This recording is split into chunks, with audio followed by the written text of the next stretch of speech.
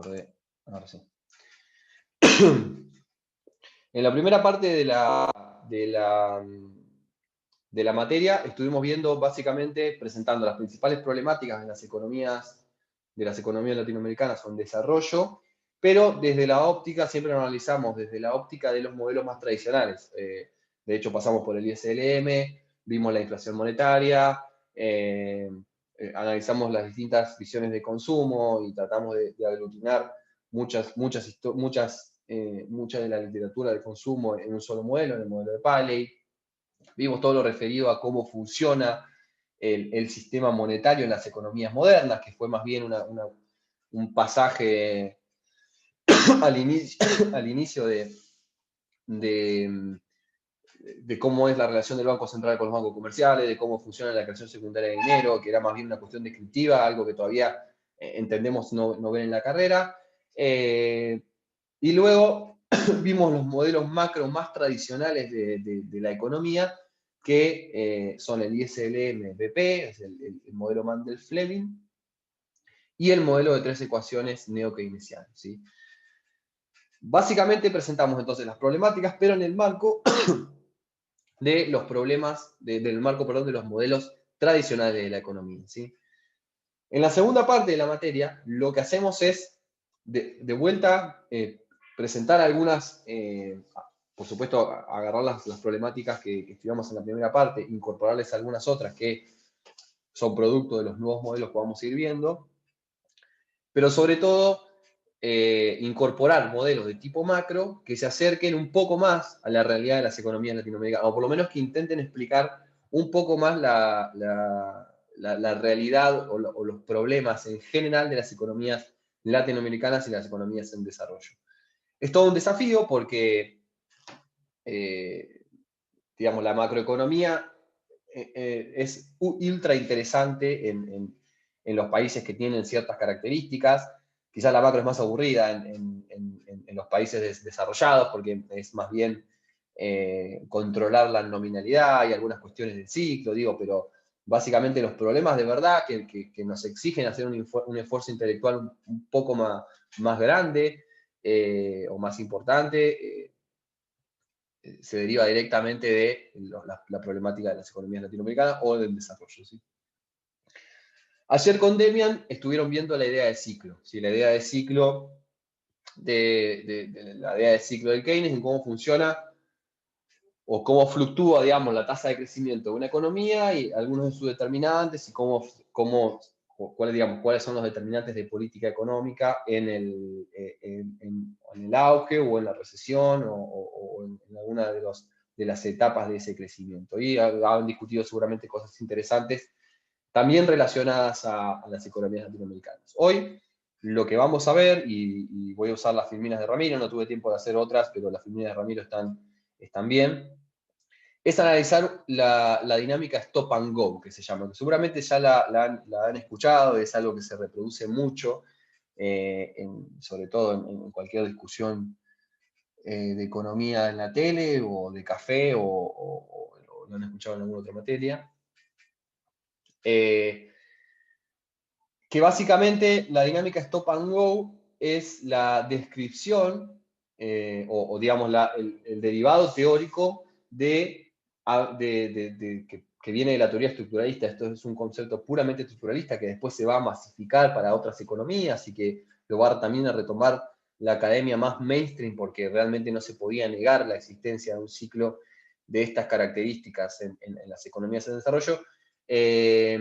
Y básicamente es lo que le decía, es la construcción teórica de la observación empírica sobre la tasa de crecimiento de las economías latinoamericanas o las economías en desarrollo, valga la redundancia.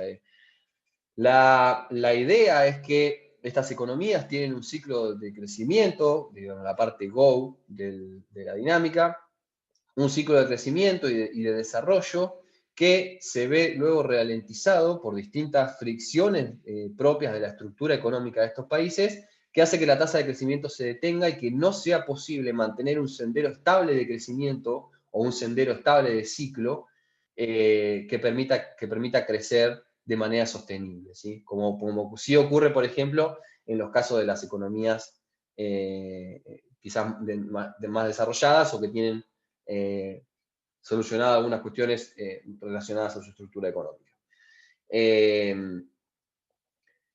Por supuesto, la dinámica stop and go o la discusión estructuralista alrededor de la dinámica stop and go nace de observar que los modelos tradicionales de la macroeconomía que estuvimos viendo en la primera parte de la clase no son capaces de explicar este ciclo, no son capaces de explicar este problema y sus determinantes, ¿sí? Entonces, aparece en la literatura, en la literatura estructuralista, toda una serie de papers y de investigaciones relacionadas a la existencia de este ciclo o dinámica stop and go. Uno de los exponentes más importantes es Díaz Alejandro, que está el paper creo que es del 68, para US Brown y Joy, es igualmente viejo el paper de Díaz Alejandro. Díaz Alejandro es un cubano, economista, que hizo su doctorado en el MIT, dio clases en Yale, en Harvard, realmente un exponente del estructuralismo y de la academia muy, muy importante, y es el quien de alguna manera trabaja y realiza un montón de estudios alrededor de la dinámica stop and go, y ahora vamos por supuesto, a analizar uno de los papers, que es básicamente una nota, que son 6 hojitas, pero que es muy interesante para discutir la idea de la dinámica stop and go. ¿Cuál es la idea? Pasemos la idea, que seguramente ayer lo discutieron un poco con Demian, y vamos a volver a repetir. En Argentina, si nosotros, o sea, ¿qué es la dinámica stop and go en Argentina? A ver si les puedo mostrar. La dinámica, ¿esto lo ven? ¿Lo ven todos? Ahí creo que puse compartir la pantalla, pero díganme si lo ven. Sí, sí, sí. La dinámica stop and go en Argentina. La presentación. Ah, ok. Entonces déjenme que vuelvo para atrás un poquito y pongo toda la pantalla. Ahora sí ven. Sí, sí. ¿Qué es la dinámica stop and go en la Argentina? Básicamente la dinámica stop and go es esto. Es no poder mantener positiva la tasa de crecimiento por un periodo prolongado. ¿Sí? Fíjense, el comportamiento desde 1940, tengo la tasa de crecimiento desde 1800, hay unas series largas de Orlando Ferreres que están muy buenas. Orlando Ferreres se encargó de hacer unas series desde 1800 hasta 2004, creo que están actualizadas, y obviamente ahora con los nuevos datos se pueden empalmar. Yo no llegué a empalmarla por el tiempo en el que preparé la clase, pero si yo empalmaría la 2004 hasta 2020, este serruchito de todas formas continúa. Digo, no es que hubo algo distinto acá, ni siquiera en post-recuperación de 2002, que fíjense que tenemos un aumento tremendo de la tasa, pero como saben, después de 2004 esta tasa no se pudo mantener y fue cayendo y luego subió. La idea de la dinámica stop and go es esta, es el serrucho constante que hace la tasa de crecimiento del PIB en la y esto se puede verificar para un montón de economías. Las economías más desarrolladas quizás lo que tienen es menos volatilidad en esa tasa de crecimiento. Fíjense la amplitud que tiene, primero que nada, la amplitud, es decir, la volatilidad que tiene el crecimiento en Argentina, y por sobre todas las cosas, fíjense lo corta que es la onda, ¿sí? Esa es la idea quizás del stop and go, es yo crezco un poco, pero a los 2 o 3 años estoy cayendo de vuelta a una tasa negativa y ahí hay un problema, salvo en algunos periodos, como por ejemplo acá, o acá donde me mantengo en algunos años, la parte del peronismo, alguna parte de la recuperación de ISI sobre todo, me mantengo con periodos positivos de la tasa de crecimiento. Pero básicamente es explicar, la idea es explicar por qué suceden estos stops recurrentes en el ciclo de crecimiento, y sobre todo desafiar algunas conclusiones tradicionales de lo que venimos estudiando hasta el momento, ¿sí? Ahora nos vamos a centrar en la primera parte de la clase, en el artículo de Díaz Alejandro. Es un artículo cortito que está bueno para leer, así que vamos a ver ese artículo y luego vamos a meternos en la parte de la discusión del ciclo Stop and Go en Argentina con el paper de Pablo Warren, que tiene datos, está muy interesante. Básicamente, hoy en día la discusión sobre la dinámica de Stop and Go tiene mucha relevancia. Así como sabrán, estamos en un proceso donde hay fuertes tensiones cambiarias, por supuesto tenemos una pandemia en el medio, pero ya veníamos de una recesión previa, pero recuerden que en los últimos años, pensemos de 2012, 13, 14, 15, veníamos en un proceso de que el crecimiento se había estancado, empezó una crisis, quizás una recesión en 2015, luego empezó a retomar el crecimiento en 2016, 2017 y duró hasta 2018. O sea, eso es básicamente la historia de los últimos, sí, son casi 10, no son menos, pero una ventana temporal de 10 años ya tuvimos alrededor de 2 recesiones. Y tiene que ver un poco con las características y el comportamiento que tiene la economía argentina. Podemos discutir luego cuáles son los determinantes y demás, pero es un momento interesante para poder discutir y analizar la dinámica Stop and Go, y sobre todo en el último periodo, porque el último periodo pasó algo muy loco, que ahora lo vamos a analizar quizás en profundidad, pero vamos a ir echándole un poco más clase, porque si no, no avanzo más y me cuelgo charlando. Pero, ¿cuál es la idea de la visión tradicional de, de los modelos macro que vimos hasta ahora? Los modelos macro que vimos hasta ahora es, bueno, si el país decide hacer una devaluación del tipo de cambio o se le exige una devaluación del tipo de cambio, sea para corregir algún problema de precios relativos o por una cuestión exógena, la devaluación o el aumento del tipo de cambio real que lleva consigo la devaluación es expansiva siempre en el marco del modelo, por ejemplo, ISLM y el modelo de 3 ecuaciones.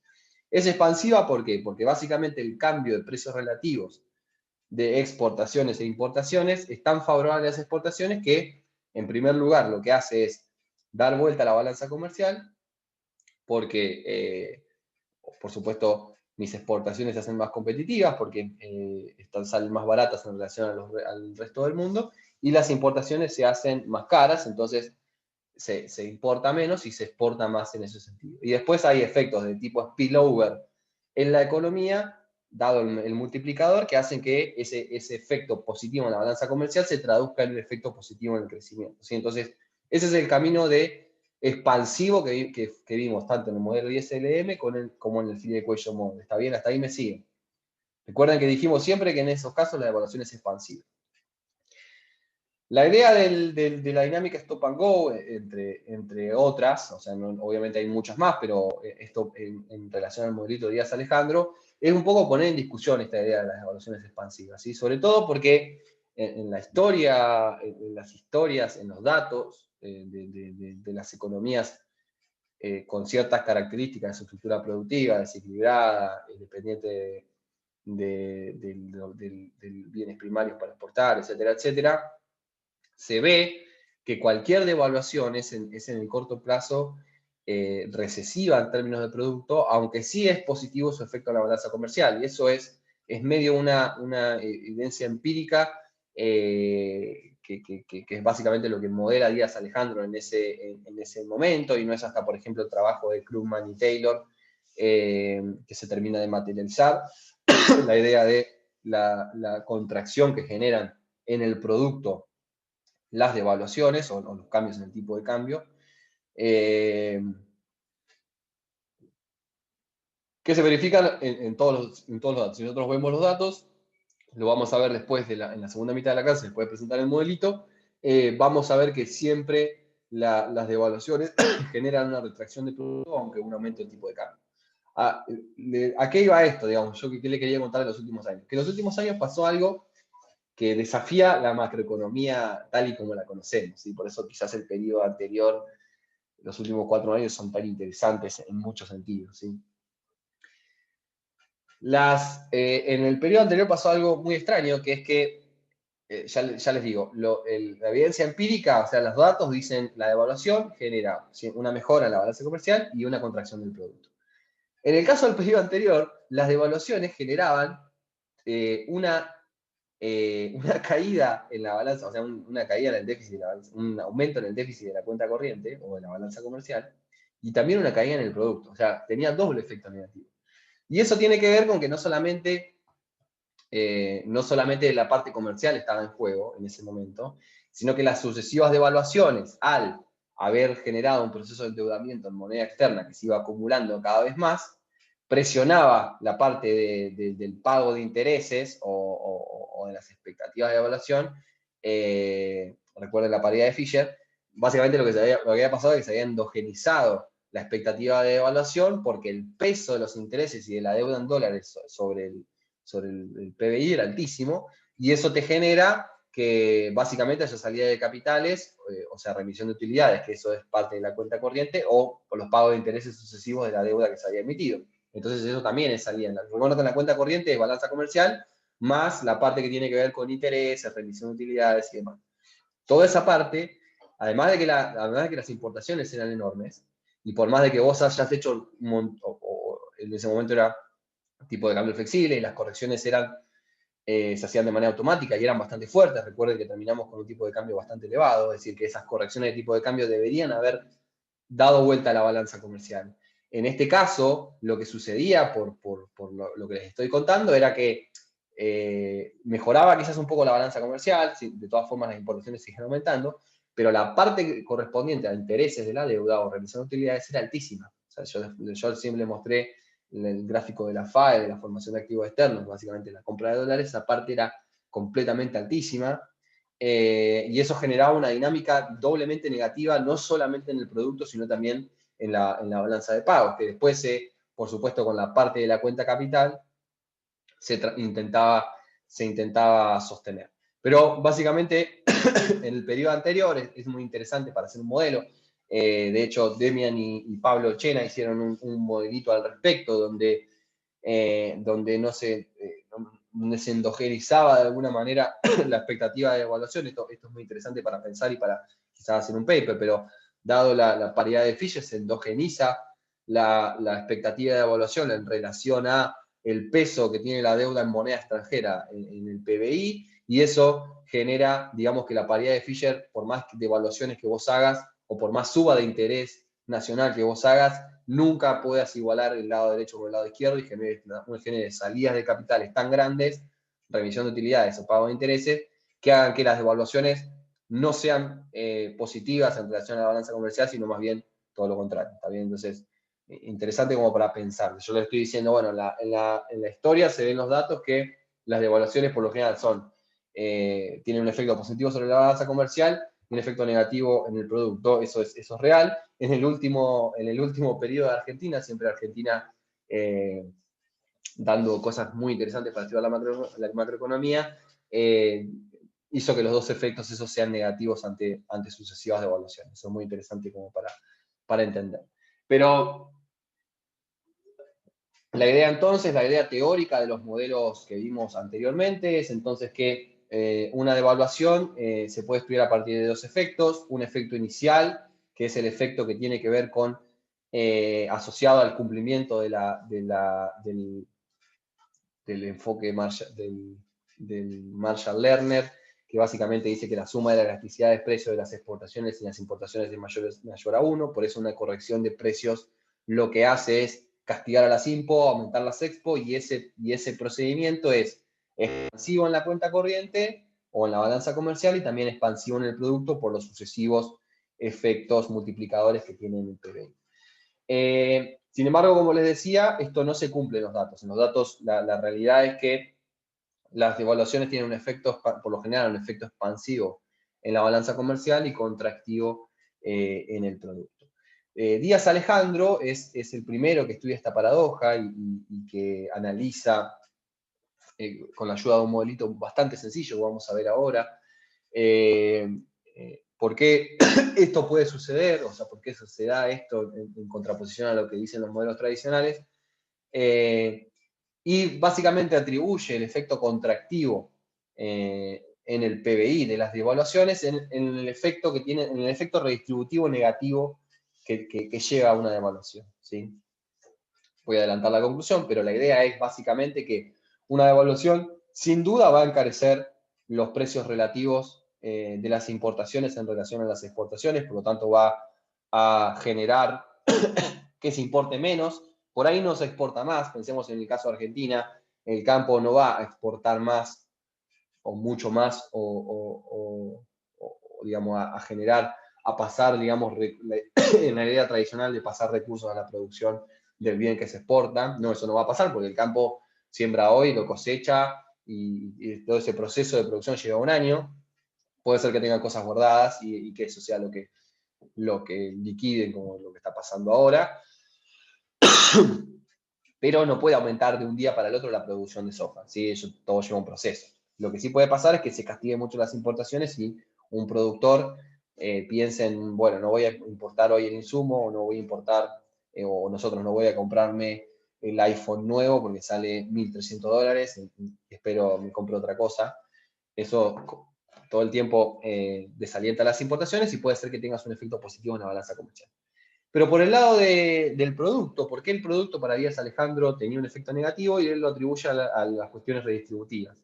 Lo que dice Díaz Alejandro es que, pensando en el modelo simplificado, donde tengo una clase productora o capitalista que tiene renta, por supuesto tiene renta en dolarizada, entonces las correcciones de tipo de cambio aumentan su renta, y el salario real, porque puede ser por efecto pass-through, o el salario en dólares, está fijo en cierto periodo de tiempo, hace que haya una caída de los salarios, una caída de los ingresos de la masa que tiene una propensión marginal a consumir mayor, y un aumento del ingreso en la gente que tiene una propensión marginal a consumir menor, y ese efecto genera un efecto negativo en el producto, sobre todo en el consumo del bien local o del bien no transable local, ¿sí? Y ese efecto negativo en el consumo lo que genera, en realidad no es un efecto negativo, o sea, es como que la expansión se deteriora la expansión o la tasa de crecimiento de esa producción, y por lo tanto el efecto final es contractivo en el producto. Pero todo tiene que ver con el efecto que tiene la redistribución del ingreso asociada a la devaluación, ¿sí? A cómo van a cambiar los ingresos entre las distintas clases sociales de la economía, ¿sí? Entonces, esa va a ser la idea de Díaz Alejandro. Ahora vamos a ver cómo funciona en un modelito. Si tienen alguna duda o alguna apreciación hacer al tema, no lo duden. Es un tema interesante para discutir, para que charlemos y sobre todo para que lo relacionemos con la realidad macro que está viviendo el país. Así que son bienvenidos a hacerlo.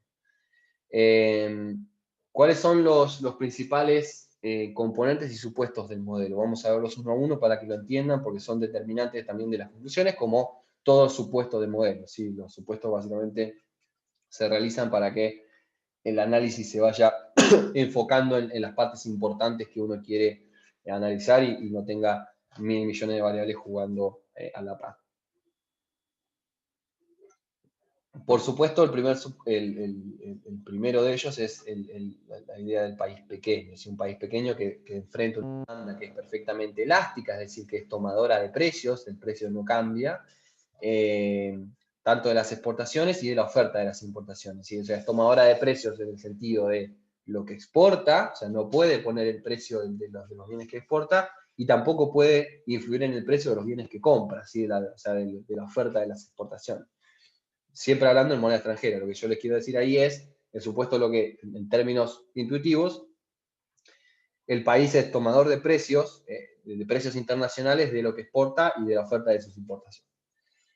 Van a existir tres tipos de bienes: los bienes que, por supuesto, importo, los bienes que exporto y el bien producido domésticamente, que es el bien H, que es un bien no transable en el sentido de que no transable en el sentido de que no lo exporto, ¿sí? No entra dentro de la categoría de bien exportable. Los términos de intercambio van a estar fijos, o sea, los precios de los relativos de las exportaciones en relación a las importaciones los voy a pensar dados, no me voy a meter en variaciones de tipo de cambio, no me voy a meter en variaciones de los precios internacionales, eso lo voy a dejar constante, y solamente lo que va a variar va a ser el tipo de cambio, ¿sí? O sea, cómo el precio internacional en relación a los precios domésticos cambia, ¿sí? Eso va a ser lo que yo voy a estar analizando. Por eso dejo que los términos de intercambio estén fijos. Lo que yo quiero decir ahí es que los precios que yo dispuse en el primer supuesto, yo soy tomador de precios de bienes internacionales, se mantienen constantes. Y eso lo que me permite es poder agregar a la sexpo y a la simpo en un solo bien, que le voy a llamar al bien compuesto F, ¿sí? Que puede ser, por ejemplo, la sexponeta, ¿sí? X menos o X más M, todo lo que se consume ahí va a ser el bien compuesto, ¿sí? Todo lo que exporto y todo lo que importo. Básicamente piensen en F como el bien compuesto internacional. Por supuesto, para enfatizar la idea del efecto redistributivo, voy a hacer algunos supuestos en relación a la oferta doméstica, o sea, la oferta nacional de ese bien compuesto F. Lo que voy a decir es que para caídas del producto va a ser perfectamente elástica, ¿sí? Va a ser horizontal. Pero para incrementos de producto va a ser completamente inelástica, ¿sí? Va a ser vertical.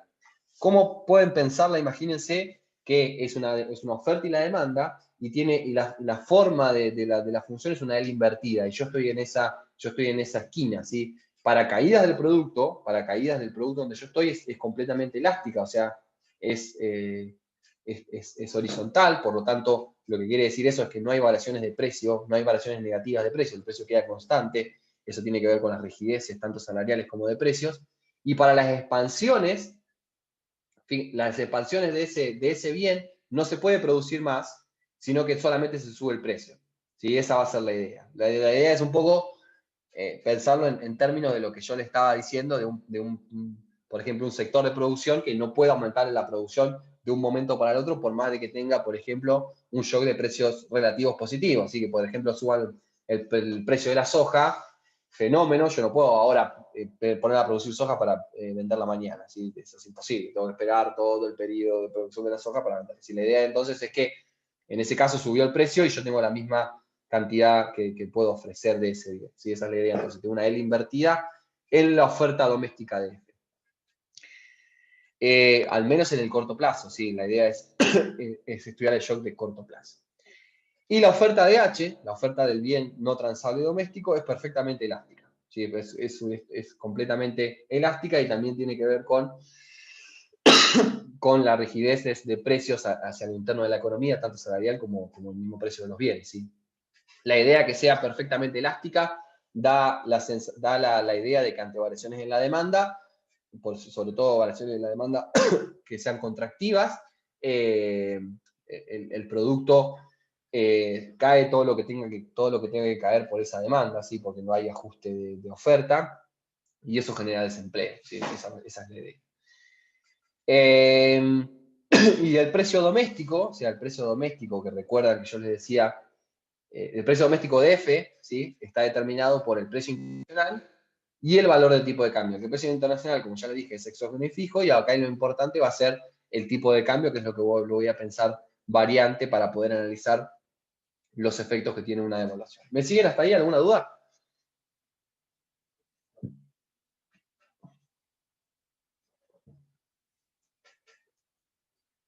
¿Seguimos?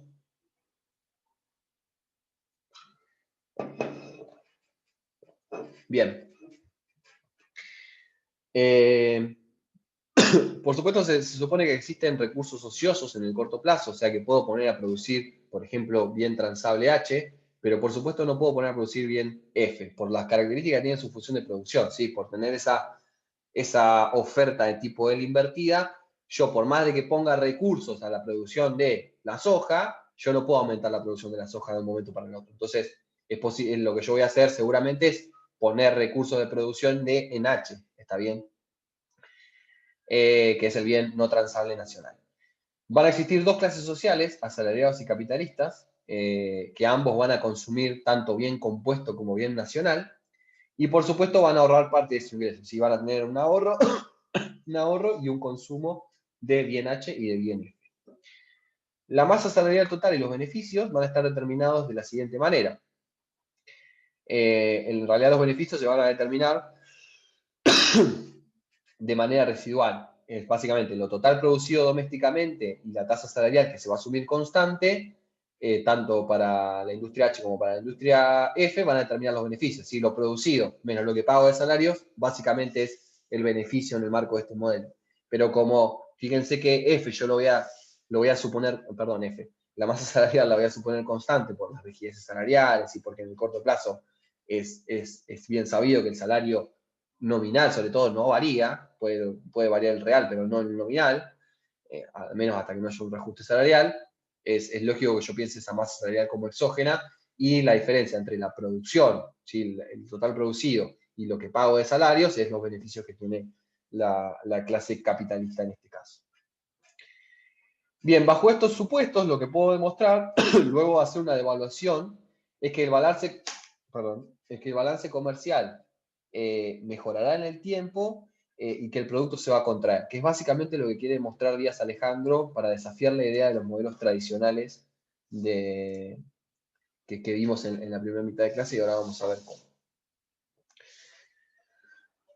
Presentemos las variables. Tengo M son los bienes importados, X son los bienes exportables, H es el bien no transable doméstico, como les dije recién. F va a ser el bien externo compuesto, ¿sí? Que va a ser, en este caso piensen que es X más M, pero es un bien que representa todo, tanto las expo como las impo. Acá tengo las funciones la función de producción, que es la función de producción del bien F, o sea, del bien compuesto. FC va a ser el consumo de los capitalistas de ese bien C. FW va a ser el consumo inicial de F de los asalariados, ¿sí? MFC es la propensión marginal a consumir, o sea, acá tengo, fíjense, las propensiones marginales a consumir, tanto de capitalistas como de asalariados, del bien H y del bien F. ¿Sí? Tengo una combinación de 2 por 2, o sea, tengo 2 clases sociales y tengo 2 bienes, por eso tengo 4 propensiones marginales a consumir. ¿Está bien? Tengo la de los trabajadores para el bien F y para el bien H, y la de los capitalistas para el bien F y para el bien H. ¿Está bien? Por supuesto, cada una de las clases sociales tiene una propensión marginal a ahorrar, que la propensión marginal a ahorrar es 1 menos sus propensiones marginales a consumir a cada uno de esos bienes. ¿Sí? ¿Está bien? Y tengo E, que es la elasticidad precio cruzada de la demanda de H con respecto a F, que es básicamente lo que yo voy a es lo que voy a utilizar para decir, bueno, cuando se encarece el bien extranjero, hay una elasticidad que me dice, bueno, se encareció el bien extranjero, ¿cuánto más voy a consumir del bien transable local? Así que eso va a ser lo que sea el canal de efecto sustitución, que para el caso de los modelos tradicionales es puro. O sea, el efecto sustitución siempre es puro. Cuando se encarece el bien internacional de importaciones, consumo directamente bien transable nacional, y de esa manera tengo una expansión de productos. ¿Sí?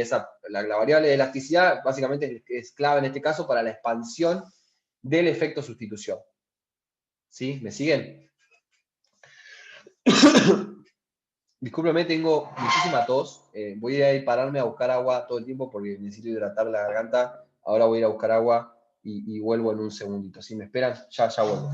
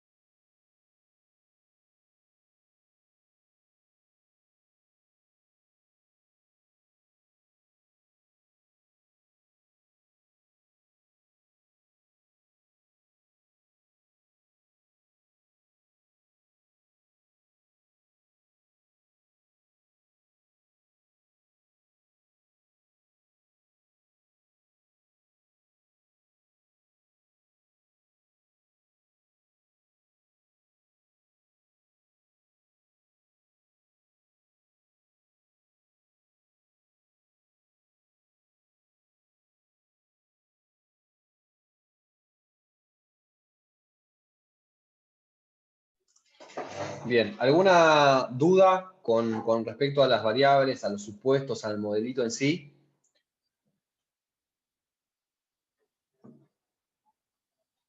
Yo tengo una pregunta de el bien compuesto. Sí, Martín. Como que no me lo imagino bien, o sea, van a ir en el mismo sentido las exportaciones como las importaciones.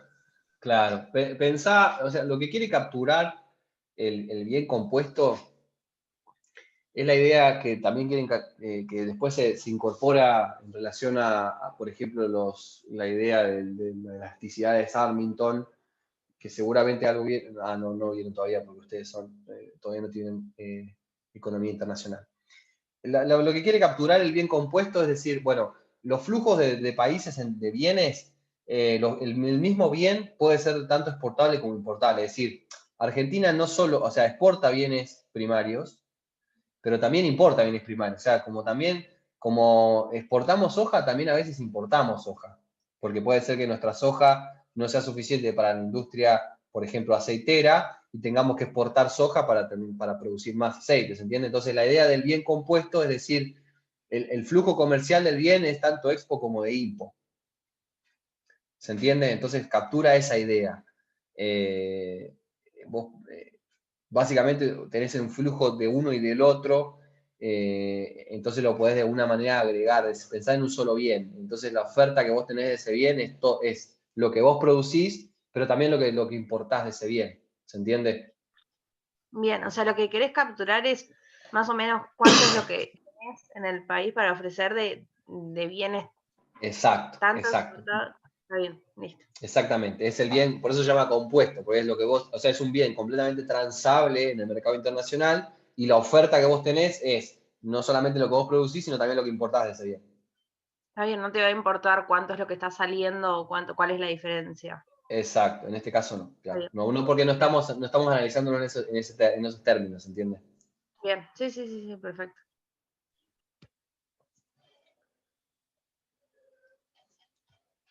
¿Alguna otra duda? Estoy sufriendo, díganme.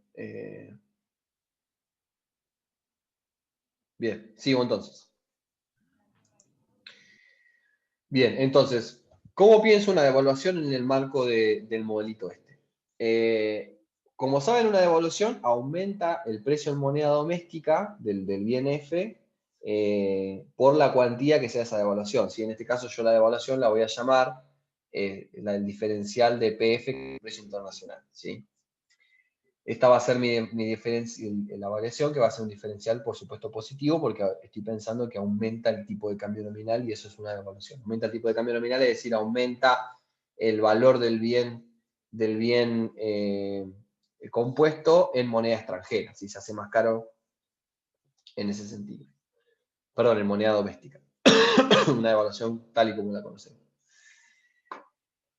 Lo que sucede en ese caso, como yo les decía, es que el ingreso real de los capitalistas del sector productor de ese bien va a aumentar.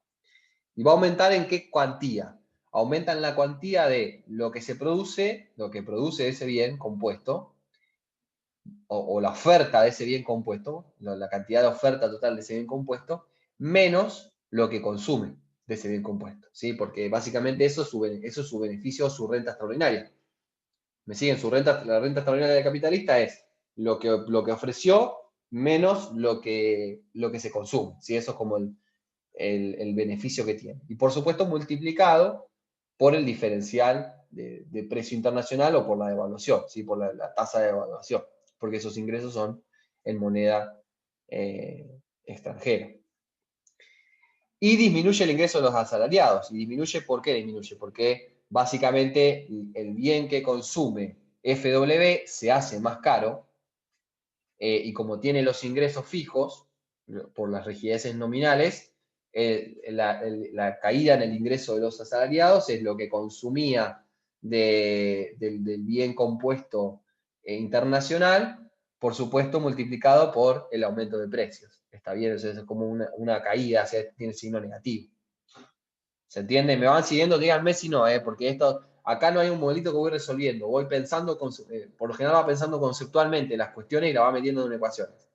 Así que si no me entienden, párenme por favor. ¿Me siguen hasta ahí? Nico, ¿podés repetir lo del ingreso real de los capitalistas? Sí, claro.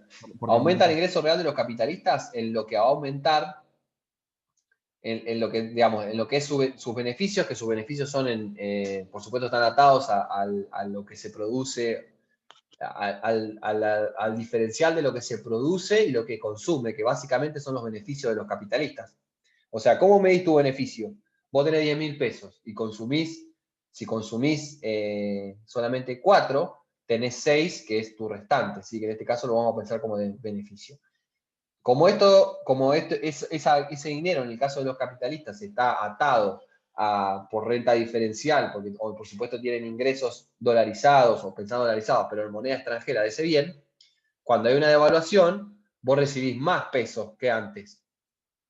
¿Se entiende? O sea, si vos seguís consumiendo 4 y ahorrás 6, pero si hay una variación del tipo de cambio, vos ahora por supuesto, todo se ajusta, pero también se ajusta a tu beneficio. O sea, se hace más grande, es un aumento en el ingreso real. ¿Se entiende? Sí, sí, buenísimo. Espectacular. Y lo que se disminuye el ingreso de los asalariados es su ingreso, porque tiene el ingreso fijo, es lo que consume de ese bien internacional por lo que varió el precio. O sea, se le va a encarecer lo que consume de ese bien compuesto, y por supuesto eso hace que, como aumenta su consumo y tiene el ingreso fijo, caiga su ingreso real. ¿Sí? Esa es la idea. El impacto sobre el producto que tenga esta devaluación, entonces va a depender de cómo cambia el nivel de la demanda doméstica de H. ¿Sí? Porque ya sabemos que para el caso de F va a cambiar en términos ambiguos. ¿Sí? F va a subir para los capitalistas porque tienen más ingresos y va a bajar para los trabajadores porque tienen menos ingresos. Entonces ahí tengo un efecto ambiguo.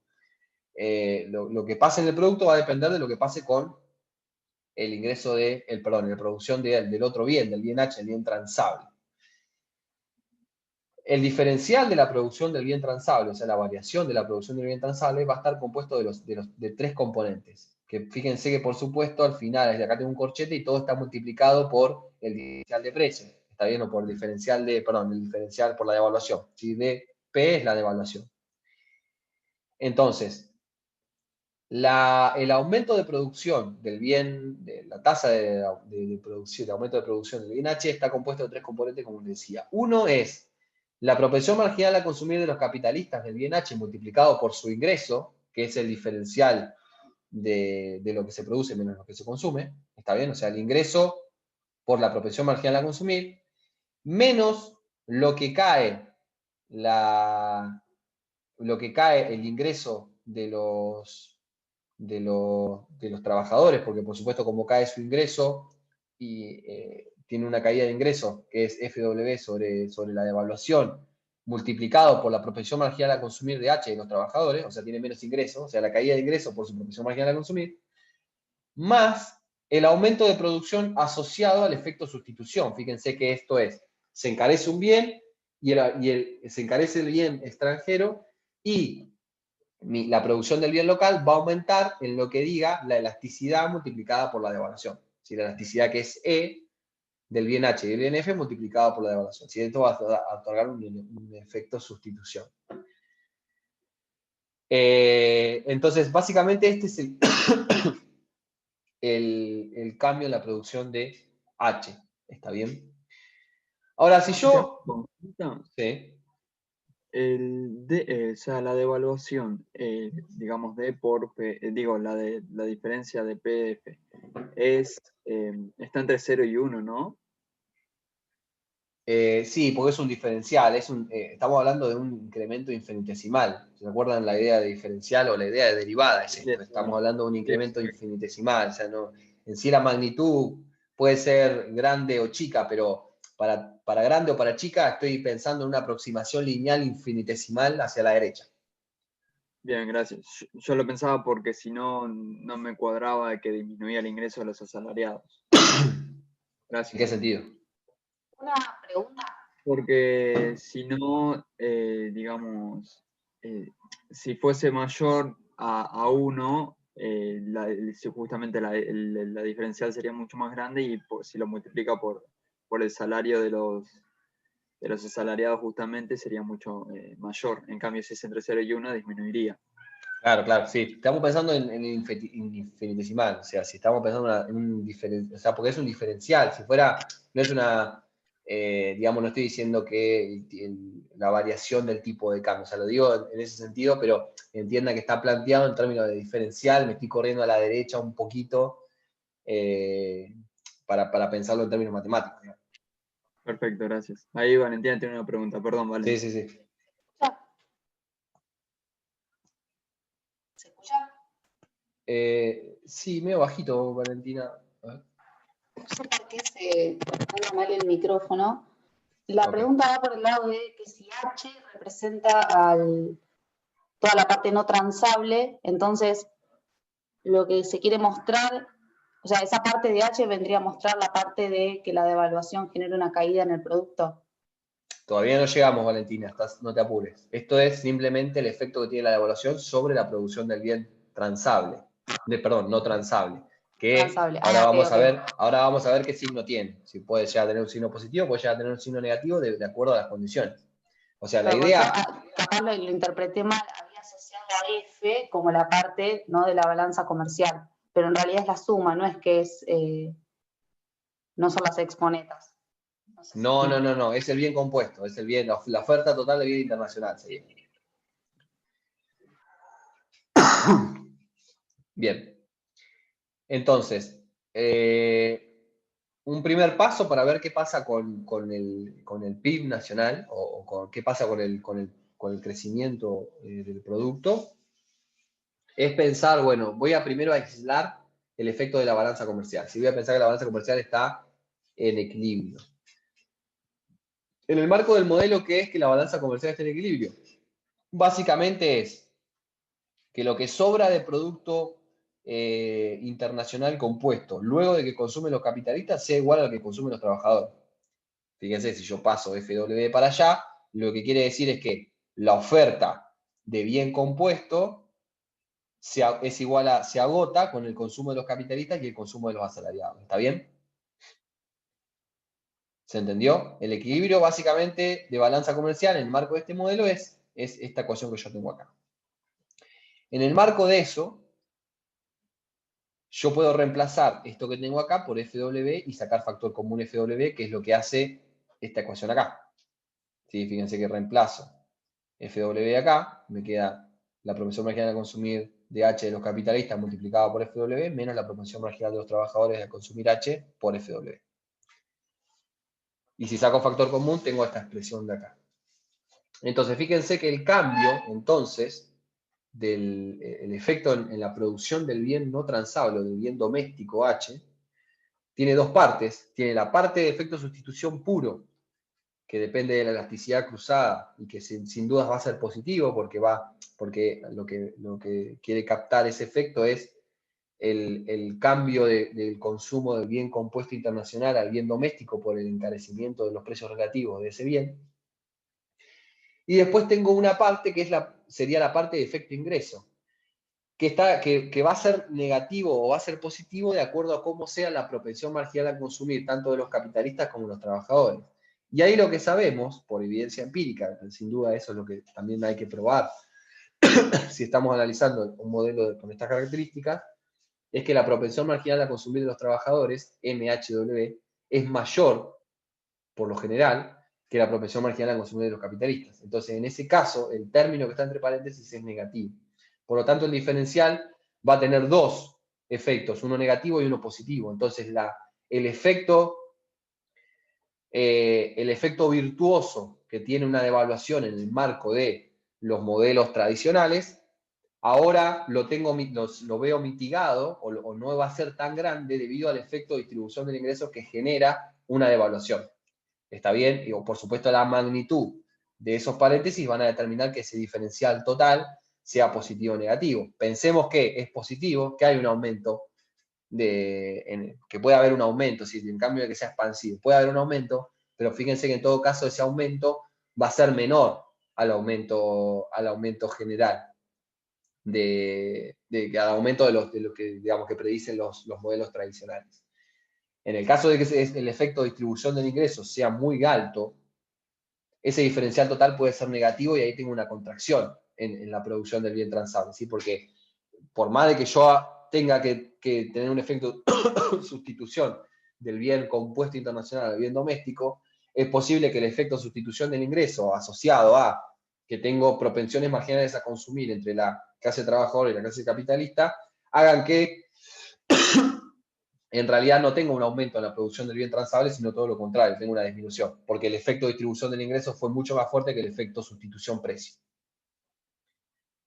¿Está bien? ¿Se entiende la idea?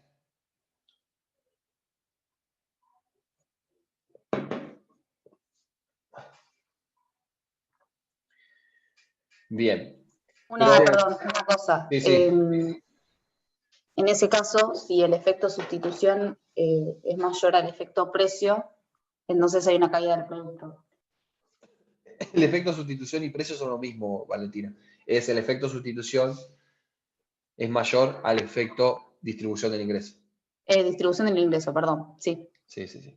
Exacto. Si el efecto distribución del ingreso es más grande en valor absoluto, porque por supuesto es negativo. O sea, lo que va a determinar que el efecto distribución de ingresos sea más grande que el efecto sustitución de precio es que el diferencial de propensiones marginales a consumir sea muy grande. Si uno tiene, por ejemplo, una clase, o por ejemplo, pensemos en el caso, es realmente bastante sencillo de pensar. Si los deciles, la mitad de los deciles, o decil 6 para abajo, que podemos considerar clase media para abajo, tiene una propensión marginal a consumir del bien doméstico alta, o es decir, su canasta de consumo está compuesta generalmente, por lo general, por bien doméstico, y el lado de los capitalistas, o pensemos, no digámosle capitalistas, digámosle deciles superiores, tienen una propensión marginal a consumir bien doméstico baja. ¿Por qué? Porque la propensión marginal a consumir bien compuesto o bienes importados es alta. El efecto distributivo puede ser que sea muy fuerte, entonces el efecto sustitución, o sea, va a tener un aumento de producción porque sin lugar a dudas vas a mandar a producir más bien no transable por encarecimiento del transable. Pero si de todas formas eso no se ve acompañado por un aumento de la demanda, que básicamente el shock de demanda es vía distribución del ingreso, es posible que tengas una contracción por ese lado.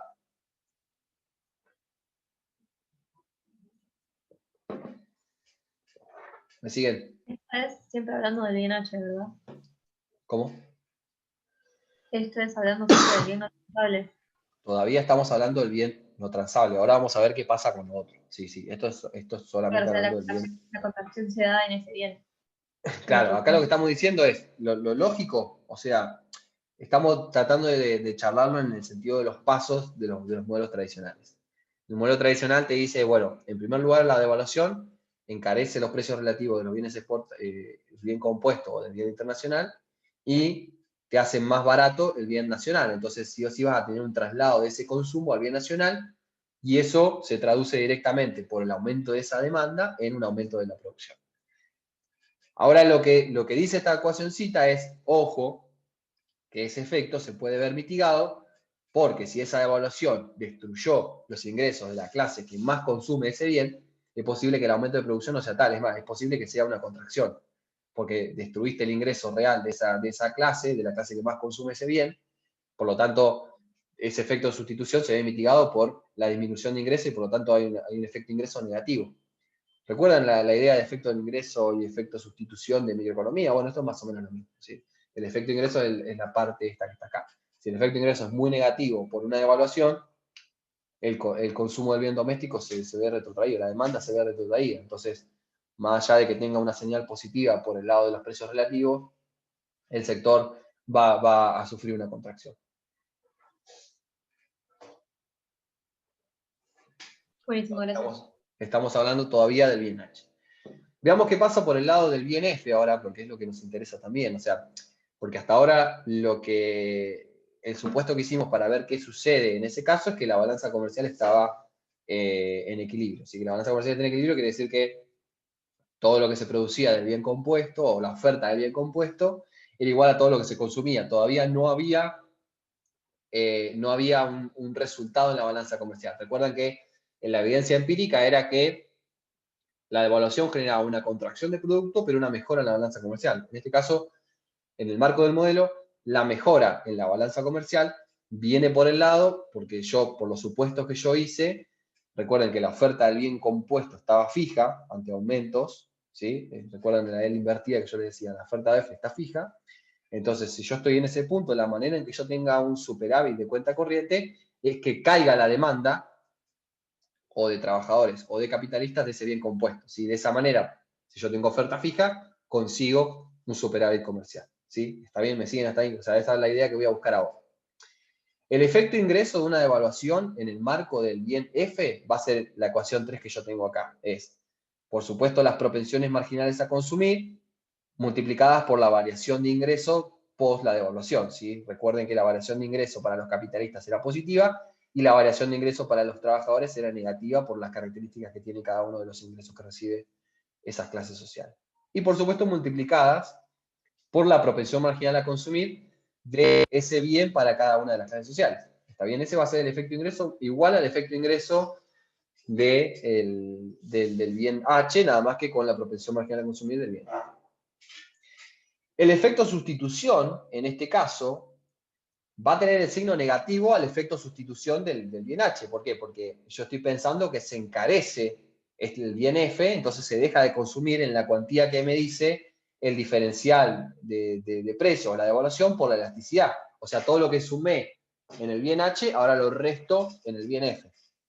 ¿Se entiende? Y por supuesto incorporo primero el efecto ingreso. ¿Está bien? Entonces este va a ser, en la ecuación 4, va a ser el diferencial de, cómo va a variar el diferencial de, digamos, la producción del bien compuesto o la oferta del bien compuesto en este caso. Pero ahora tengo que hacer comparables para que finalmente pueda haber el efecto total, ¿sí? Para que pueda haber el efecto total en relación a si mejora o no mejora, o si es contractiva o no contractiva, porque como tengo dos sectores, el efecto total en la economía tiene que ser el efecto tanto de DF y de DH, que son los dos bienes que yo tengo en mi economía, ¿sí? Para hacerlos comparables voy a hacer un par de manipulaciones que les voy a contar cómo las hacen, no las voy a resolver, por supuesto. Voy a usar la identidad, por supuesto, de las propensiones marginales a consumir y ahorrar. O sea, la sumatoria de las propensiones marginales a consumir y de ahorrar tiene que ser siempre igual a 1, tanto para capitalistas como para los trabajadores.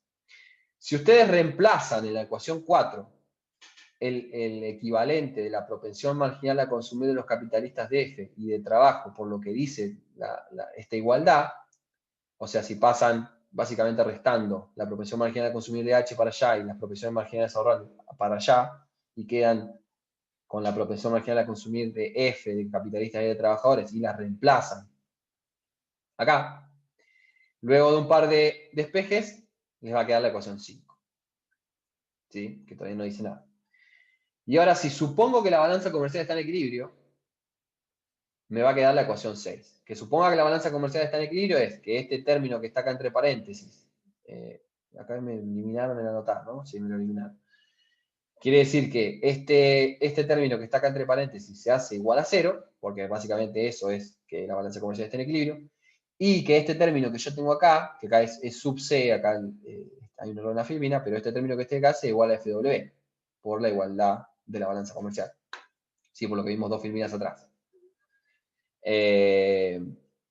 Entonces me queda, luego de hacer algunos arreglos de términos, me queda de esta manera, ¿sí? El diferencial de las propensiones marginales a ahorrar, más el diferencial de las propensiones marginales a consumir multiplicado por FW, y menos el efecto sustitución en el caso de el bien F.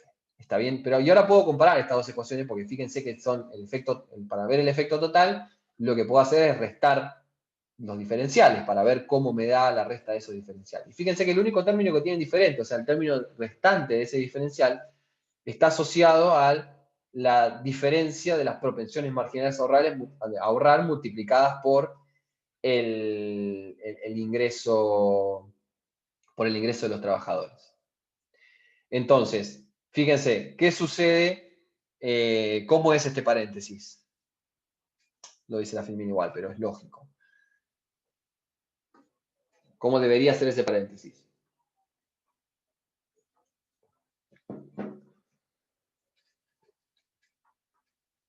Negativo, ¿Por qué?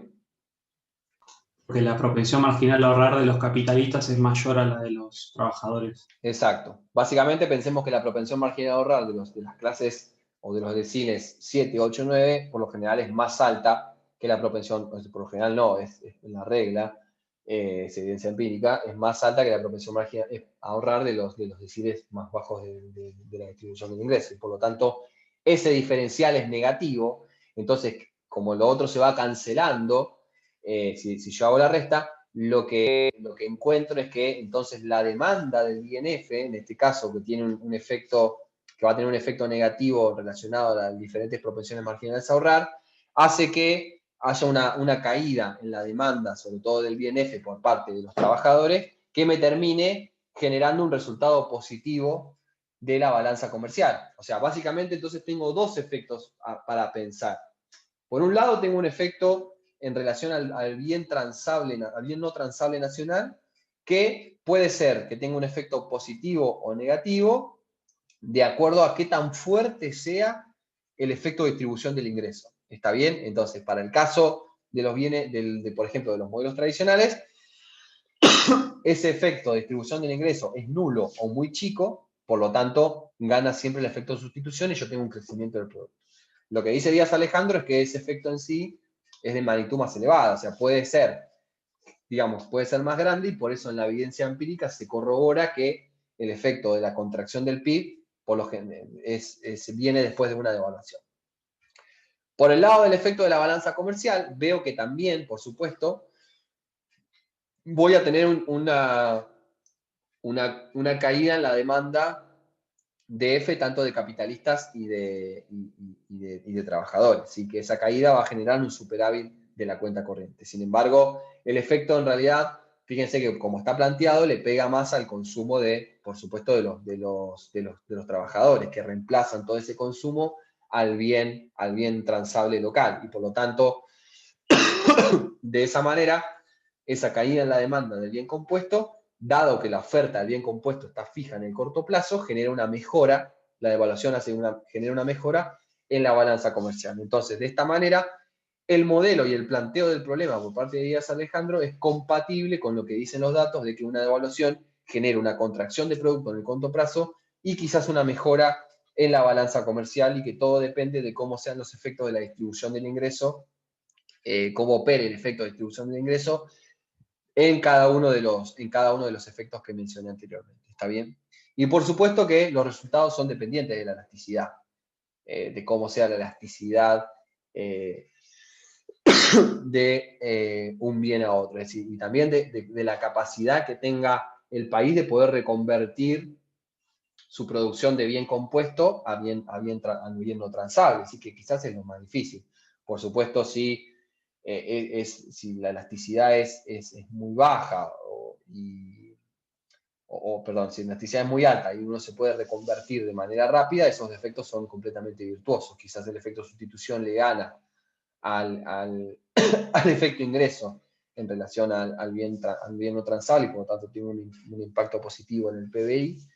Y por el lado del superávit comercial, la caída en la demanda es muy grande porque puedo suplirlo todo con producción nacional y tengo un aumento en la balanza comercial muy alto, ¿sí? Pero de alguna manera el modelo lo que genera es una especie de una posibilidad de que esos efectos tengan diferentes magnitudes y que yo pueda verificar lo que se ve en la evidencia empírica. ¿Está bien? ¿Alguna pregunta, duda con respecto a esto?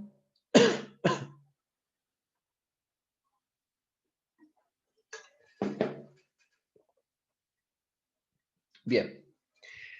Entonces, básicamente el modelito, o sea, volvamos a la idea del stop and go, pero la idea del modelito es que los países desarrollados, los países en desarrollo, los países en desarrollo y los países latinoamericanos, por lo general, en su periodo de crecimiento, por su estructura económica y por cómo son las fricciones y por el diferencial de productividades y todo lo que sabemos de las estructuras productivas desequilibradas, que no es una zaraza, sino que es una evidencia empírica, por lo general lo que generan son efectos relacionados a la corrección del tipo de cambio en su crecimiento, producto de un sector, producto de los diferenciales de productividad que tiene tanto el sector pujante como el sector no pujante de la economía, uno que genera empleo y que requiere divisas, y otro que no genera empleo y que genera las divisas.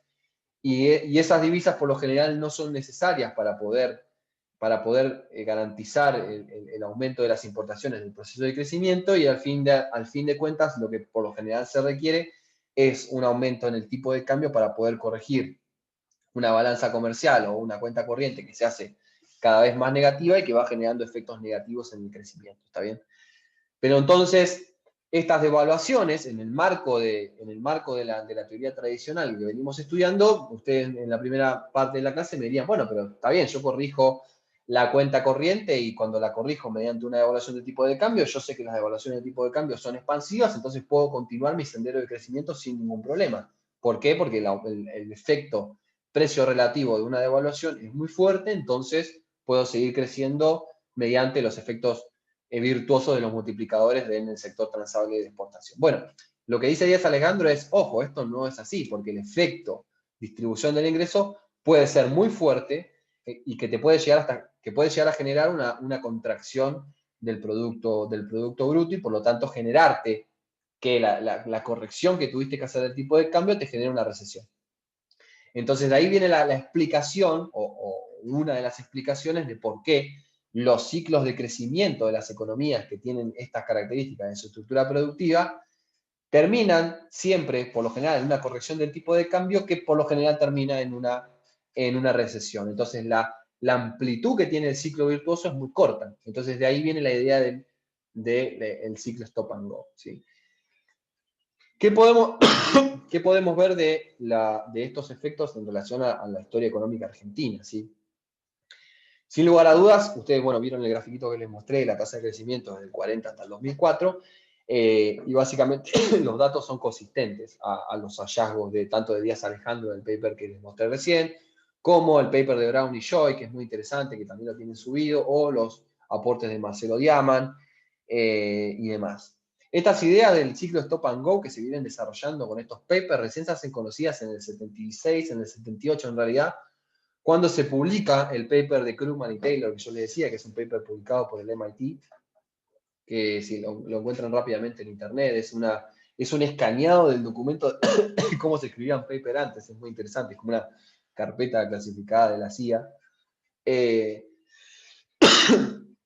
a través de un modelito bastante sencillo también, y considerando esta idea de inflexibilidades en los precios y cómo es la distribución del ingreso a partir de esos precios, encuentran que sin duda es el efecto relacionado al efecto negativo relacionado a una devaluación en la distribución del ingreso es la que por lo general genera una contracción posterior en el producto, mitigando el efecto sustitución que puede llegar a existir por el encarecimiento de los bienes, del bien compuesto o del bien importado. A partir de ese paper de Krugman y Taylor es que se empiezan a hacer un montón de papers. Ahora la literatura está llena de papers de los ciclos Stop and Go, y hay un montón de modelitos de Stop and Go, tanto norteamericanos como europeos, y sobre todo en las economías que tienen esta estructura productiva se hizo como conocido, porque es parte de la evidencia empírica, o sea, no se puede negar, y cuando algo te lo dicen los datos es medio complicado de contradecir esa idea, ¿sí? A diferencia de discute directamente esto con los modelos RBC o con los modelos más neoclásicos tradicionales que se ven también en la carrera, que básicamente suponen que no hay ciclo, o que el ciclo es smooth, como le dicen, es una cuestión, es suave, y no tengo estas contracciones, ¿sí? Básicamente estos trabajos vienen a discutir directamente con la idea del Real Business Cycle, que son modelitos que vamos a ver luego de ver todos los modelos que incorporan la dinámica Stop and Go en las clases subsiguientes a esta. Viene la parte de los modelos tradicionales RBC y DSG, para un poco contraponer los modelos macro que se utilizan alrededor del mundo, ¿sí? Bien, le decía que en Argentina entonces si observamos la tasa de crecimiento podemos observar cómo diferentes procesos evaluatorios luego fueron precedidos por crisis. Eran precedidos por crisis en el sector externo y que luego derivaban directamente en recesiones y procesos inflacionarios. Eso lo podemos ver a lo largo de la historia, y por supuesto esto yo les decía que contraponía directamente con la visión optimista expansiva de la devaluación, que dependía directamente del cumplimiento de la condición Marshall-Lerner, que es que la suma de las elasticidades precios de de las exportaciones y de las importaciones sean mayores a 1. Eso, en términos conceptuales, lo que significa es que cualquier cambio en el precio relativo va a hacer caer mucho las IMPO y aumentar mucho las EXPO, y eso hace dar vuelta a la balanza comercial, y vía efectos multiplicadores en la economía, el sector de producción de ese bien va a aumentar el PBI, y luego también va a aumentar todos los otros componentes de la demanda agregada vis a vis. Por otro lado, está la visión contractiva, lo que venimos viendo ahora, que una devaluación en realidad mejora en el corto plazo la balanza comercial, pero contrae el producto debido al efecto que tiene la distribución del ingreso, porque afectan a los sectores con la propensión marginal de consumir elevada, que son los asalariados, y eso hace contraer la producción de los sectores de consumo masivo. A lo largo de la historia podemos ver que se identifican 3 canales por los cuales la devaluación es contractiva en el marco de diferentes condiciones que puede llegar a haber en la economía. Si la devaluación o la corrección del tipo de cambio ocurre en el marco de un déficit en cuenta corriente, por lo general lo que ocurre es que aumenta el precio de los bienes transables vía el encarecimiento por el aumento de los precios relativos, que puede ser porque los precios son no dolarizados o porque hay un pass-through muy elevado. El pass-through es la variación de precios de los bienes internacionales se traslada a la variación de los precios de los bienes domésticos. Eso es muy elevado por lo general en Argentina. Básicamente pensemos en una ecuación de precio de tipo markup en relación al precio internacional, pasado a moneda doméstica. Entonces ese markup pues, es el pass-through que el precio doméstico tiene que tener para poder siempre estar igual al precio internacional luego de una devaluación. Si ocurre con déficit de balanza de cuenta corrientes, es una caída directa en el ingreso real vía este aumento en los precios de bienes transables en moneda doméstica. Si aún así la balanza comercial estuviese equilibrada, es decir, que no tuviese un problema de cuenta corriente tan elevado, pero tengo que hacer una devaluación para, por ejemplo, corregir algún problema de precios relativos, básicamente lo que ocurre es que esa devaluación va a generar igual el efecto, puede ser que el efecto precio no sea tan fuerte, sí, pero sin embargo el efecto de distribución del ingreso va a existir siempre, es decir, los sectores que reciben renta extraordinaria por devaluación, porque sus ingresos están dolarizados, y siempre el efecto negativo para los salarios va a estar. Eso hace que el efecto de redistribución del ingreso termine de contraer la demanda agregada y por lo tanto termine de contraer el producto. Y por supuesto, si hay impuestos al comercio internacional que hacen aumentar la recaudación del Estado, piensen en retenciones o impuestos a las importaciones, en el corto plazo, como el Estado tiene propensión marginal a ahorrar 1, porque básicamente el Estado no es que agarra dinero y va y lo gasta, porque hay un presupuesto que tiene que aprobarse en la legislatura y que guía los gastos y erogaciones que hace el Estado. En un primer momento eso es puramente recaudación y no se traduce en un aumento de la demanda agregada. Por lo tanto, todos los otros efectos que mencionamos antes son los que operan para dar la contracción. Bien, si analizamos un poco de evidencia empírica, esto ya es pasando al paper de Pablo Warren, que es bastante interesante. Podemos identificar algunos periodos de devaluaciones que precedieron algunas crisis y que luego terminaron en una caída del producto o en una recesión. Y podemos quizás identificar dos fenómenos de esta devaluación. En primer lugar, las devaluaciones de tipo comerciales, ahí tienen los años y pueden chequearlo luego con los datos, que básicamente las devaluaciones se hacen para poder evitar, para poder evitar desequilibrios en la balanza comercial, ¿sí? Para corregir desequilibrios en la balanza comercial, por ejemplo, en el caso de los modelos de industrialización por sustitución de exportaciones, que fueron modelos de planificación de crecimiento de la economía, donde, como sabrán, el sector exportador es quien otorgaba las divisas para ese sector, para el sector menos productivo, no competitivo que era la industria necesita de muchas importaciones de insumos intermedios para poder continuar con su producción o con su expansión, y ese desequilibrio luego genera la necesidad de corregir el tipo de cambio para para que la balanza comercial vuelva a estar en equilibrio o a generar un superávit en el corto plazo. Y luego tenemos las devaluaciones de tipo financieras, que básicamente fueron las devaluaciones que están asociadas a una crisis de la balanza de pagos, pero sobre todo a la parte del capital de la balanza de pagos, ¿sí? Cuando los pesos de la deuda son enormes y cuando las salidas de capitales son muy importantes. Y ahí requiere hacer una corrección de tipo de cambio, pero asociado más a la parte del movimiento de capitales o el endeudamiento y no tanto a la parte comercial. Fíjense que son devaluaciones que tienen efectos distintos, pero que en la historia se pueden encontrar básicamente. ¿Sí? Las últimas devaluaciones fueron todas por la parte, bueno, en realidad, como decía, el último periodo de Argentina fueron devaluaciones que tendían a corregir básicamente todos los desequilibrios, tanto comerciales como en capital. Eso es muy interesante también para analizar. Pero en todos los casos, las devaluaciones derivaron del proceso inflacionario debido al pass-through.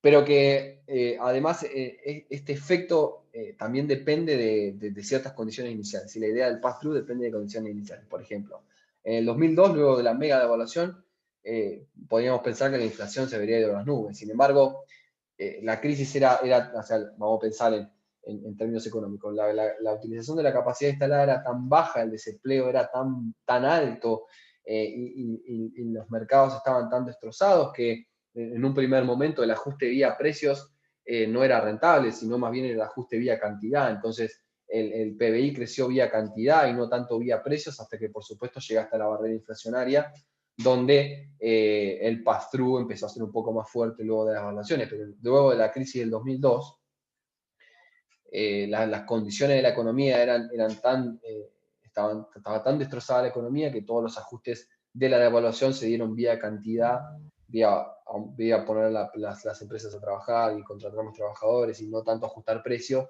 que hizo que el efecto pass-through no sea tan elevado. Sin embargo, vamos a pensar en otros momentos donde el pass-through es completamente directo, ¿sí? Cuando uno está cerca a la plena utilización de la capacidad instalada o hay mucho, o el empleo es elevado, sin lugar a dudas ahí, por lo general el pass-through es muy elevado y el ajuste es más vía precios que vía cantidad, porque básicamente el pass-through es una medida de qué tan fuerte está la puja distributiva en la economía. Si la puja distributiva está muy fuerte o opera mucho en las ecuaciones, en las reglas de precios de cada uno de los actores de la economía, sin lugar a dudas el pass-through va a ser muy elevado. Si recuerden el modelo de Olivera de inflación estructural, donde alfa y beta eran básicamente, 1 menos alfa y 1 menos beta eran básicamente el poder de negociación. Imagínense que en un contexto donde los beneficios están cayendo porque el avance de la distribución de ingresos por parte de los asalariados es alto. Sin lugar a dudas, ahí el pass-through va a ser muy elevado porque la herramienta que tiene el empresario para recuperar beneficios en ese caso es el markup en precios. Entonces, el markup en precios, si el markup en precios luego se traduce en un aumento salarial vía negociación colectiva o vía presión de los sindicatos, eso es un círculo virtuoso de pass-through que, por supuesto, en una devaluación se va a querer traducir tanto a precios como a salarios. Entonces ahí puede ser que el efecto inflacionario sea muy alto, ¿sí? Pero en el caso del 2002, por ejemplo, en una condición, la economía estaba muy destruida como para que la puja distributiva sea un determinante de la inflación.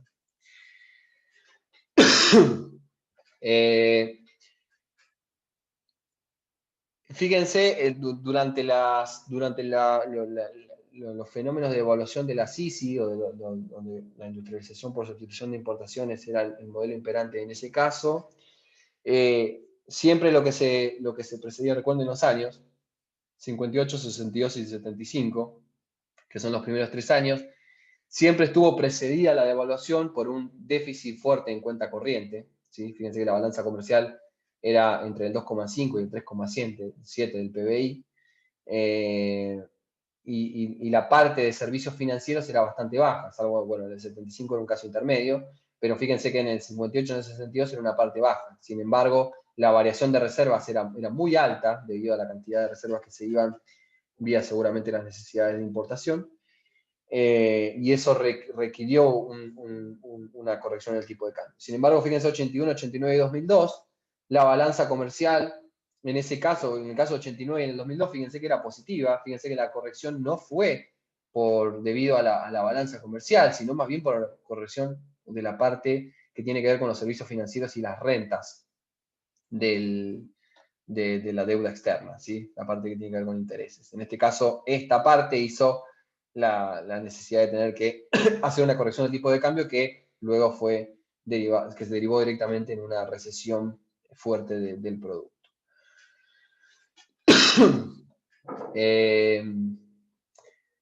Las devaluaciones, fíjense, estuvieron acompañadas por un pass-through elevado, salvo, como les decía, en el 2002, que el pass-through fue bastante pequeño, del 17%, pero fíjense que en las anteriores, y sobre todo en aquellas donde la distribución, donde la puja distributiva era una regla imperante en las ecuaciones de precio de cada uno de los actores, el pass-through es muy elevado, ¿sí? El 58, fíjense en el 89, donde tuvimos la hiperinflación, fíjense que el pass-through era elevado, o por supuesto, fíjense que la diferencia, las devaluaciones nominales eran altísimas, fíjense en el 89 la media devaluación, y por supuesto la hiperinflación que hubo en ese momento.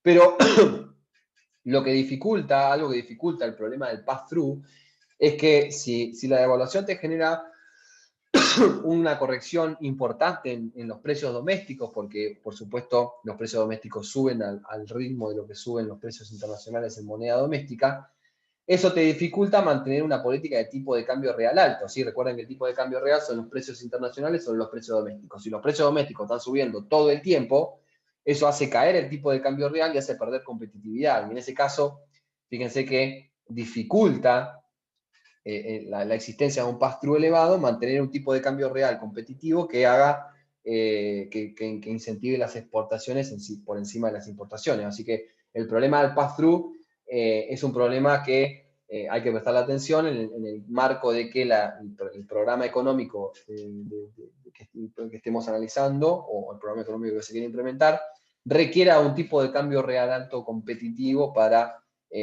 incentivar el sector transable exportador de la economía.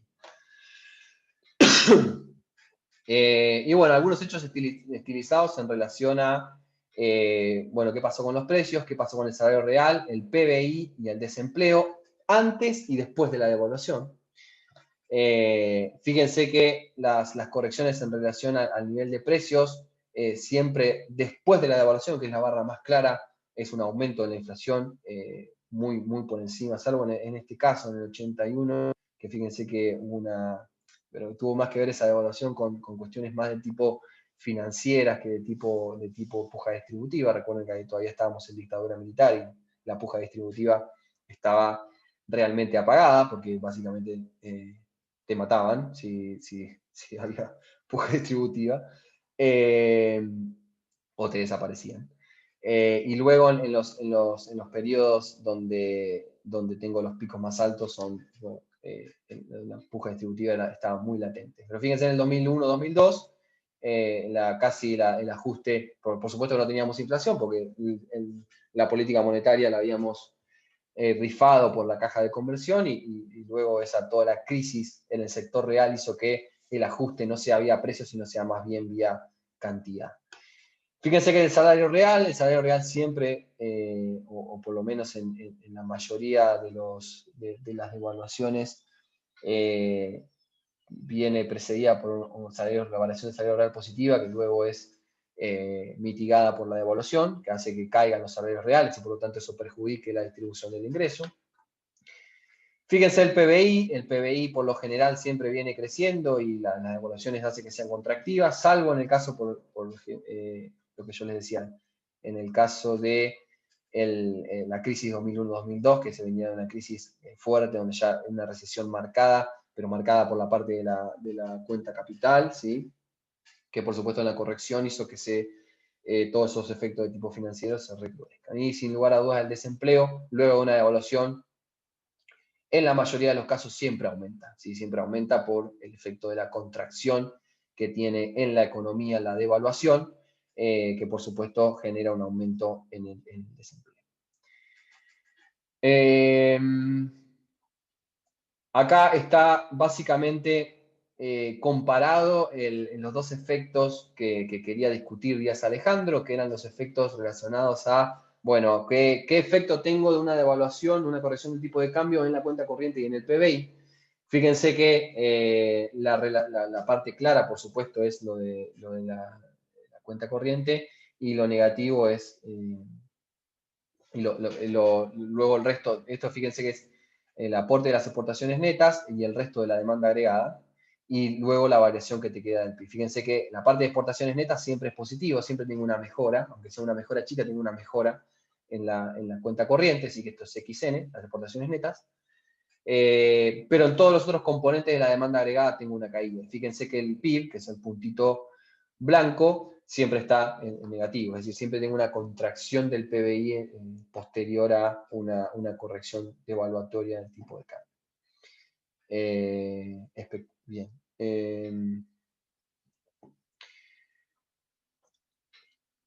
Y por supuesto, acá hay otra de los hechos utilizados, es que las exportaciones siempre caen a una tasa mayor que la expansión de las exportaciones luego de una devaluación. Esto es medio sabido, eso es debido al efecto precio relativo. ¿Sí? Acá tenemos el efecto sustitución.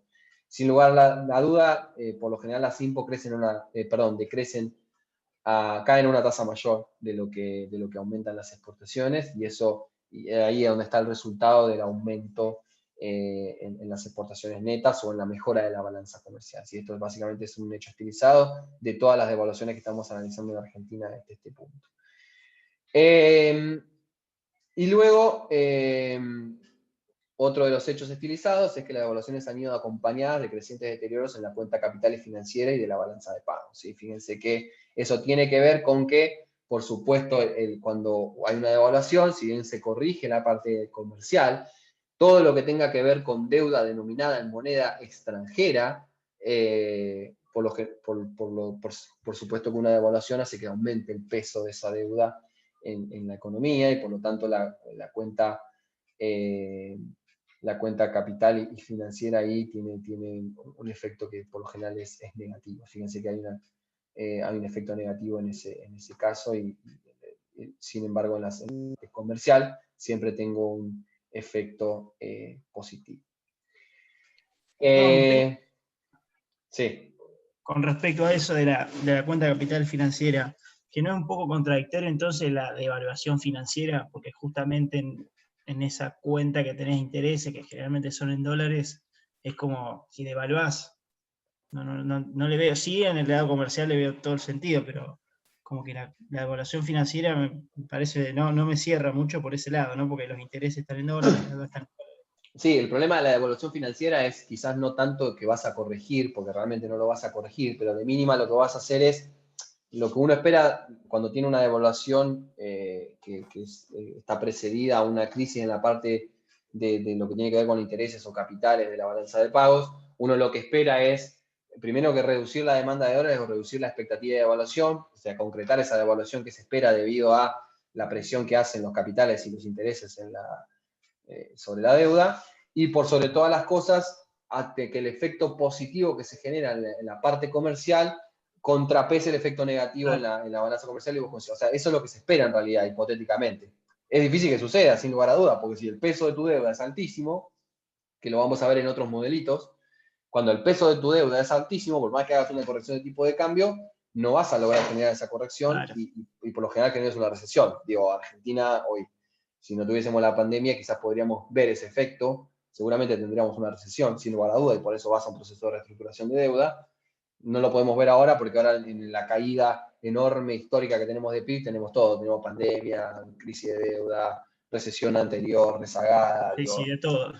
Es medio difícil de poder aislar ese efecto, pero en el marco de que podamos aislar ese efecto con econometría o lo que sea, sin lugar a duda verías que la corrección cambiaria que se hizo en todos estos años no logró aumentar. De hecho, lo que yo les contaba, que es muy interesante del periodo anterior, se hicieron muchas correcciones cambiarias, sin embargo la cuenta comercial nunca dejó de caer, y sobre todo caía también la cuenta capital, o sea, tenías una crisis que era imposible de superar de balanza de pago.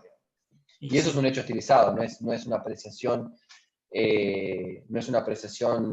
vaga intelectualmente, digamos. O sea, fíjense De hecho, 2017-2018 tuvimos los déficits comerciales más grandes de la historia. O sea, y teníamos todo el tiempo ajustes cambiarios. Claro. Gracias por la respuesta, Nico.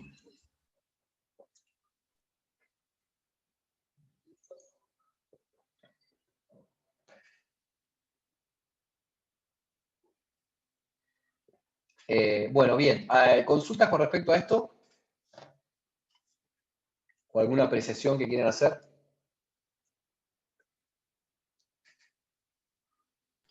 Una sola cosa, Nico, la lectura, material de lectura para esto. Como dijiste, Sí. está subido el paper en el aula de... Sí, yo subí Díaz. todo ayer, volví a subir, sí, subí el paper Genial. de Díaz Alejandro, está el paper de Pablo Warren, que es toda esta discusión histórica que estuvimos viendo, está el paper de Brown y Joy, que también es parte de la literatura, que no se dio, no lo dieron las Filminas, pero está también en las lecturas ahí, y también creo que le subí algo más, creo que le subí ese paper en español, me parece, el de Brown y Joy. Creo que algo vi, me parece. Y una consulta, esto porque yo el cuatrimestre pasado hice comercio internacional, Sí. y en un momento vimos lo que es el teorema de simetría de Lerner, que decía que en el largo plazo uno esperaría que en realidad, esto que vos decías de que la tasa, las importaciones caen mucho más fuerte de lo que aumentan las expo ante una devaluación, y que en realidad Lerner decía que en el largo plazo esto se balancea de alguna forma, y que el aumento de las exportaciones generaría un aumento en las IMPO y viceversa. Sí.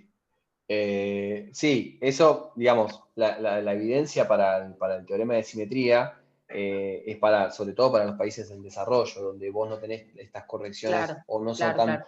El problema es, como siempre, el problema está en que las economías en desarrollo tienen un problema asociado a la distribución del ingreso que es muy latente y que genera la volatilidad, y que cualquier corrección del tipo de cambio, dada la estructura de distribución del ingreso que tenés hacia el interior del país, hace que un cambio en esos precios relativos te genere un efecto de distribución del ingreso que termine siendo ultra contractiva la devaluación, y además, si le agregás también todos los efectos que tienen que ver con la cuenta capital, porque el teorema de simetría está fenómeno, pero no incorpora, sobre todo comercio internacional, nunca incorpora la parte que tiene que ver con la cuenta capital.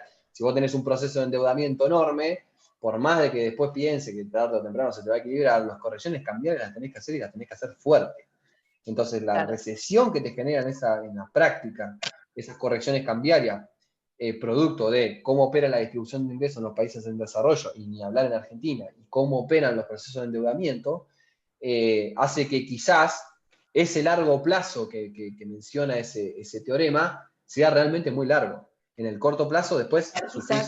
Quizás únicamente para países desarrollados, como mencionás, donde...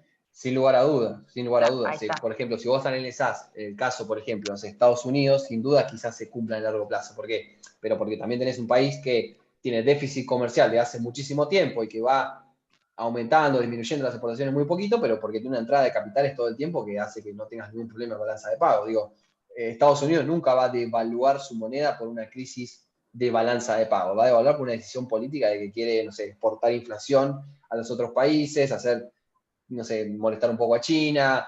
Digo, va por otro lado las devaluaciones en otros países. Nosotros, nuestras devaluaciones tienen que ver con la corrección de las crisis recurrentes que tenemos de balanza de pagos, producto de la estructura productiva desequilibrada y producto de la puja distributiva entre un sector rentístico y un sector que recibe ingresos de tipo fijo. Entonces, está bueno para analizarlo, pero me parece que hay que ver si...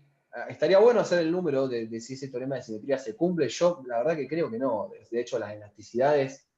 Sí, yo pienso lo mismo, pero quería traerlo a la discusión como para... No, sí, está perfecto. De hecho, las elasticidades, la elasticidad de ingreso de las IMPO, o elasticidad crecimiento de las IMPO nuestras, son endógenas al proceso de crecimiento. Es decir, se van haciendo cada vez más grandes cuando vos vas creciendo más. Siempre vas necesitando de más importaciones. Entonces también tienes un problema por ese lado. Y la de las EXPO queda fija. Entonces me parece que nuestro problema tiene más que ver con una volatilidad de la elasticidad ingreso de las Expo, que es bastante, digamos, que es una volatilidad que está, casi no tiene volatilidad, eso quiero decir, que está bastante constante, y un incremento, una elasticidad de ingreso de las importaciones que depende positivamente del crecimiento. Entonces, ese cóctel hace que el crecimiento genere recurrentemente una crisis en la cuenta corriente y en la balanza de pago. O sea, tu mismo proceso de crecimiento te genera las condiciones para la crisis. Esa es básicamente la idea de la dinámica Stop and Go, y que lo que vamos a ver, creo que en la clase que viene los papers el paper de Fieldwork, que es muy interesante, donde vamos a ver el crecimiento restringido de balanza de pago y todas sus extensiones. Así que, nada, vamos a ir sumándole a esta discusión del Stop and Go todos esos modelitos, pero sí, tu apreciación está bien y está bueno para debatir. Me preguntan cuál es la bibliografía obligatoria. Bibliografía obligatoria es, en clase se dio Díaz Alejandro y las devaluaciones y el paper de Pablo Warren. También como obligatoria está Brown y Joy, que básicamente es la discusión de... ahora se los paso en español al paper. Si no está en español, ahora me acordar y lo subo en español, o ya lo subo, pero lo tengo. Y creo que lo subí en inglés. Básicamente es un modelito también de evaluación y contracción que digamos, va a agregar más condimentos, pero conceptualmente es lo mismo. Perfecto, entonces ya se lo subo en español. ¿Alguna otra duda?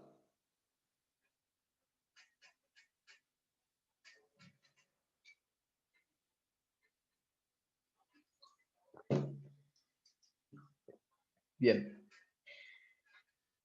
Bueno, entonces, cualquier cosa me